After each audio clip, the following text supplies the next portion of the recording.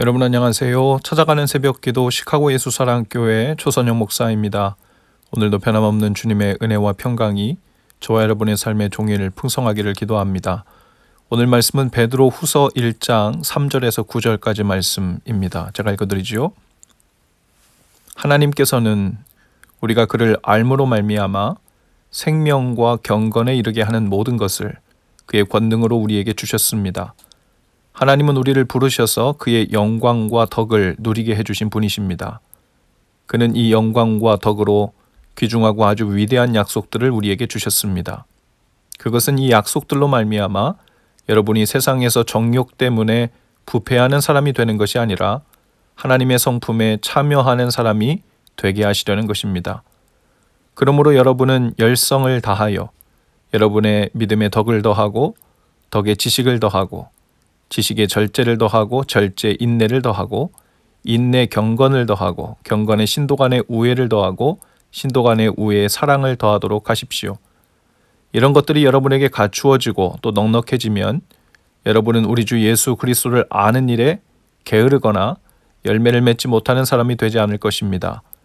그러나 이러한 것들을 갖추지 못한 사람은 근시안이거나 앞을 못 보는 사람입니다. 이런 사람은 자기의 옛 죄가 깨끗하여졌음을 잊어버린 것입니다. 아멘. 베드로 후서는 당시 예수님의 재림을 부정하고 영지주의라는 이단에 빠져 잘못된 신앙생활을 하고 있던 성도들에게 그것을 경계하고 바로잡아 주기 위해서 쓰여진 성경입니다. 당시에 유행했던 이단들 중에 영지주의가 있었는데 간단히 말하면 영지주의란 눈에 보이지 않는 영과 마음, 즉 지식, 이러한 것들은 선한 것이고 눈에 보이는 물질, 육체는 악하거나 가치 없다고 여긴 이단 종파였죠. 그래서 그들은 영적인 지식을 알고 깨닫는 것으로 얻는 영적인 구원에만 관심이 있었습니다. 그래서 우리의 육신은 어차피 썩어 없어질 가치 없는 것으로 여겼죠. 그래서 육체적인 절제, 연단, 또 금식과 같은 이러한 것들은 할 필요가 없다고 여겼어요. 그래서 율법을 무시하고 육체의 정욕을 따라 사는 자유주의로 흘렀죠. 영지주의의 가장 큰 오해와 폐해는 바로 영적인 것과 물질적인 것을 이분법적으로 갈라놓고 생각하는 것이었습니다. 그러니 거룩함에 대해 깨닫고 생각하면 되는 것이지 그것이 꼭 완전하지도 않고 완전히 거룩해질 수도 없는 육체로 현실화시킬 필요는 없다고 생각한 겁니다.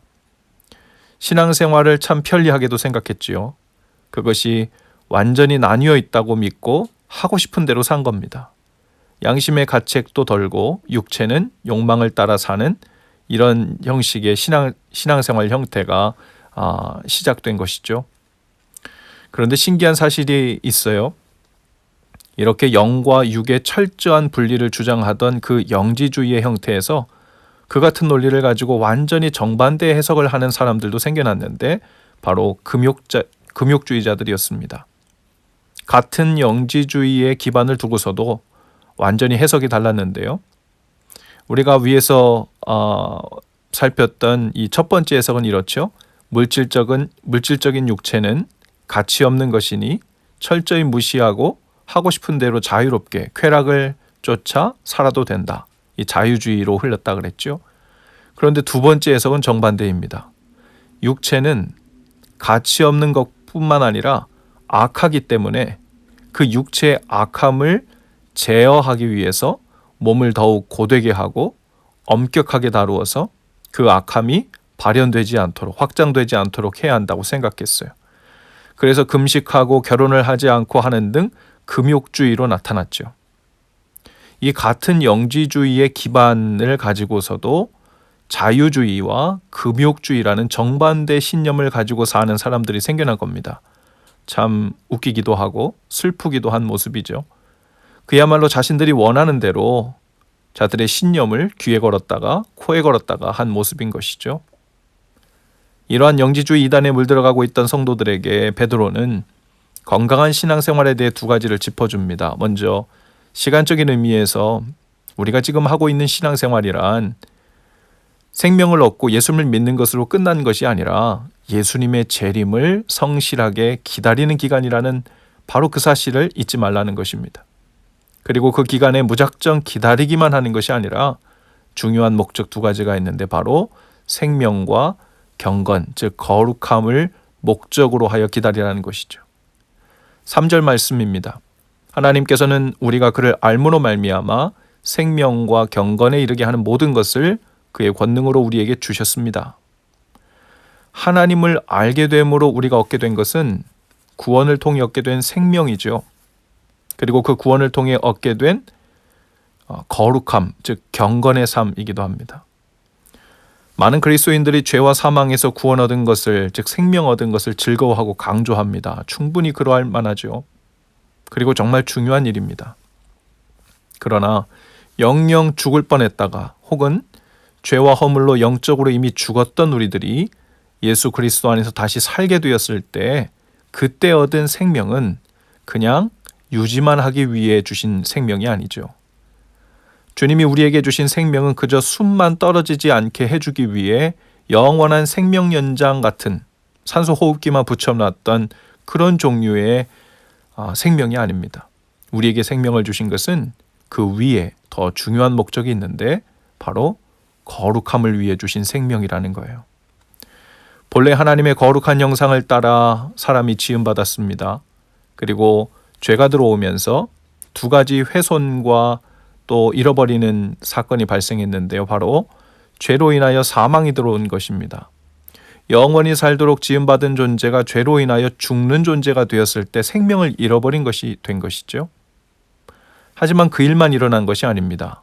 본래 하나님의 형상을 따라 거룩하게 창조된 인간이 죄로 인하여 그 거룩함을 잃어버려 죄인이 되었고 그 이후에는 이 땅을 사는 동안에 더 이상 거룩함을 목적으로 살지 않는 존재, 즉 나의 생존, 나의 쾌락, 나의 욕심, 나의 자기 이상 실현이라는 왜곡된 목적을 가지고 사는 존재가 된 것입니다. 그것이 죄로 인해 나타난 또 하나의 아주 중요한 사건이에요. 그것을 두고 성경은 타락한 존재라고 이야기합니다. 타락은 그저 도덕적, 윤리적으로 죄를 얼마나 짓고 사는가 여기에만 해당되는 것이 아닙니다. 하나님이 본래 만드신 목적대로 하나님의 형상, 즉 거룩함을 향해 사는 그 목적을 상실한 상태에서 사는 모든 우리의 삶의 행위, 생각, 또 우리 삶의 양식이 다 타락한 모습으로 나타난 것이죠. 그것이 거룩함의 훼손이고 타락입니다. 그러니 구원받은 백성은 영원히 생명만 연장받는 것이 아니라 잃어버렸던, 훼손되었던 하나님의 형상을 회복하는 거룩함에 이르는 길, 성화의 삶을 살도록 부름받은 것이죠. 그것이 구원의 목적입니다. 그것이 곧 예수 그리스도를 닮는 삶이기도 한 것입니다. 4절에서는 그의 삶에 대해 하나님의 성품에 참여하는 사람이다. 그것을 위해 부름받았다라고 이야기합니다. 4절입니다. 그는 이 영광과 덕으로 귀중하고 아주 위대한 약속들을 우리에게 주셨습니다. 그것은 이 약속들로 말미암아 여러분이 세상에서 정욕 때문에 부패하는 사람이 되는 것이 아니라 하나님의 성품에 참여하는 사람이 되게 하시려는 것입니다. 그리고 5절의 이하에서는 그 거룩함, 그 경건함을 쫓아 사는 방법에 대해서 여러 가지 단어들이 나열되는데요. 믿음의 덕을, 덕의 지식을, 지식의 절제를, 절제 인내를, 인내의 경건을, 경건의 성도 간의 우애를, 그리고 그 위에 사랑을 더하는 삶을 말하고 있습니다. 만일 신앙생활을 한다고 하면서도 그저 예수 믿고 세례받아 천국 가는 일만 바라보고 오늘을 그저 시간을 연장하며 살고 있을 뿐이라면 그것은 근시안적인 초기 단계에 머물러 있는 신앙과 같다고 9절에서 이야기하고 있어요. 믿음이란 하나님을 믿고 알아가는 일을 말합니다. 주님을 아는 일에 성숙하고 깊어지면 그리스도의 성품, 즉 거룩함에 참여하는 삶으로 드러난다는 것입니다. 엄밀히 말해 생명을 얻는 일이란 거룩함을 따라 사는 일과 같은 말입니다. 생명을 얻어서 숨은 붙어 있는데 거룩한 삶과는 아무 상관도 없이 여전히 죄의 욕심을 따라 쾌락을 쫓아 영원히 사는 것만 가지고 소유하게 되었다면 그것은 진정으로 생명을 얻었다고 말할 수 없지요. 그런 의미에서 믿음과 행위가 항상 같이 가고 사랑과 헌신이 짝을 지어 다니는 것이라면 생명과 거룩함 또한 항상 같이 가야 되는 것이죠. 그러므로 여러분, 오늘 우리가 구원받아 새 생명을 얻은 백성으로 살아가고 있다면 그 말은 곧 거룩함을 위해, 거룩함을 향해 오늘 하루를 시작하고 그 목적을 따라 살기 시작했다는 말이기도 합니다. 나는 죽고 예수님의 생명으로 산다는 것 또한 곧 우리 안에 살아계시는 예수님의 성품에 참여하는 사람이 되는 것이죠. 그 성품은 거룩함입니다. 사랑하고 인내하고 절제하고 덕을 세우고 그런 라이프 스타일과 아주 가깝고 밀접하게 연관되어 있죠. 하지만 이 땅을 사는 동안 주님 때문에 인내하고 절제하는 일을 고민하고 있다면 주님의 생명에 참여하고 있는 증거가 되는 거예요. 주님을 따라 사랑하고 거룩해지는 일에 참여하면서 고민하고 기도하고 애쓰고 있다면 참 생명 안에서 바른 방향을 향해 살고 있다는 증거가 있는 것이죠. 왜 내 인생에는 매일 인내하고 절제하며 살아야 하는 이 고난이 멈추지 않는 걸까? 왜 나는 맨날 사랑하고 거룩해지는 짐을 안고 살아야 하는 걸까? 라고 우리가 예수님을 믿는 신앙생활 안에도 고민이 있을 수 있습니다. 그러나 그것은 우리의 불평, 불만으로 나타날 일이 아닙니다. 오늘도 생명과 거룩함을 붙들고 흔들림이 없이 사는 이 일이 바로 바른 길로 가고 있는 것입니다.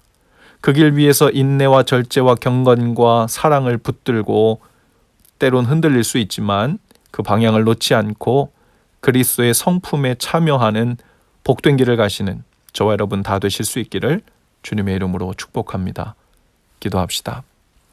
주님, 구원받아 살고 있다는 것은 거룩함을 향해 살고 있다는 것임을 깨닫습니다. 오늘도 힘써 그리스도의 성품에 참여하는 삶, 참으로 거룩한 생명력으로 주님을 따라 살게 하옵소서. 예수님 이름으로 기도합니다. 아멘. 여러분, 오늘도 예수 사랑으로 화이팅입니다. 내일 아침에 다시 찾아뵙지요.